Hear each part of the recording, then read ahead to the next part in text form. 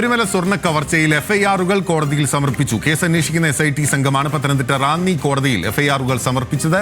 ശ്രീരാജ് ബാബു വിവരങ്ങൾ നൽകാൻ നമുക്കൊപ്പം ചേരുന്നു. ശ്രീരാജ് പറയും. അതിലെ ശബരിമല സന്നിധാനം നിലവിൽ സ്ഥിതി ചെയ്യുന്നത് റാന്നി കോടതിയുടെ പരിധിയിലാണ്. അങ്ങനെയാണ് SIT സംഘം ഈ റാന്നി കോടതിയിൽ ഈ എഫ്ഐആറുകൾ സമർപ്പിച്ചിരിക്കുന്നത്. ക്രൈംബ്രാഞ്ച് ആസ്ഥാനത്ത് രജിസ്റ്റർ ചെയ്ത 2 കേസുകളുടെ എഫ്ഐആർ ആണ് കോടതിയിൽ നിലവിൽ ഇപ്പോൾ സമർപ്പിച്ചിട്ടുള്ളത്. ഇതിൽ ഉണ്ണികൃഷ്ണൻ പോറ്റി അടക്കമുള്ള 10 പ്രതികൾ ഒരു എഫ്ഐആറിലും മറ്റൊന്നിൽ ഈ ബോർഡ് അംഗങ്ങളടക്കമുള്ള ആളുകളുടെയും നിലവിൽ ഈ എഫ്ഐആറിൽ ഉൾപ്പെട്ടിട്ടുണ്ട്. ഇനിയിപ്പോൾ പ്രതികൾക്ക് നോട്ടീസ് നൽകിയ ശേഷം ചോദ്യം ചെയ്യാനായി വിളിച്ചു വരുത്തുക എന്നതാണ് നടപടിക്രമങ്ങൾ ആയിട്ട് ഉള്ളത്.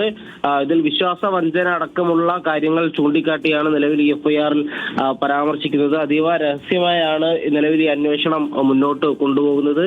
നേരത്തെ കഴിഞ്ഞ ദിവസം സന്നിധാനത്തെത്തിയ ഈ SIT സംഘം വിശദമായ അന്വേഷണം സന്നിധാനത്ത് ഉൾപ്പെടെ നടത്തിയിരുന്നു, പരിശോധന നടത്തിയിരുന്നു. അവർ ഇപ്പോൾ പത്തനംതിട്ട ജില്ല കേന്ദ്രീകരിച്ച് ആണ് നിലവിൽ ഇത്തരത്തിലുള്ള അന്വേഷണം നടത്താൻ ഉള്ള സാധ്യതയുള്ളത്. ഇനി ക്യാമ്പ് ഓഫീസിൽ അവരുടെ പ്രത്യേക ഓഫീസ് അടക്കം തുടങ്ങിക്കൊണ്ട് വിപുലമായ അന്വേഷണത്തിലേക്ക് നിലവിൽ SIT കടക്കുകയാണ്. എന്തായാലും ഇപ്പോൾ റാന്നി കോടതിയിൽ ഈ എഫ്ഐആറുകൾ സമർപ്പിച്ചിട്ടുണ്ട്.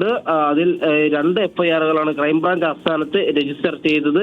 നിലവിൽ ഇപ്പോൾ റാന്നി കോടതിയിലേക്ക് സമർപ്പിച്ചിട്ടുള്ളത്. ഇനി പ്രതികൾക്ക് അതിൽ ഉണ്ണികൃഷ്ണൻ പോറ്റി അടക്കമുള്ള 10 പേർ, ആ 10 പേർക്കുള്ള നോട്ടീസ് നൽകി, പ്രതികൾക്കായി നോട്ടീസ് നൽകിയ ശേഷം ഇവരെ ചോദ്യം ചെയ്യാൻ വിളിച്ചു വരുത്തും. പത്തനംതിട്ടയിൽ വെച്ച് തന്നെ ആയിരിക്കും ഇവരെ ചോദ്യം ചെയ്യാൻ.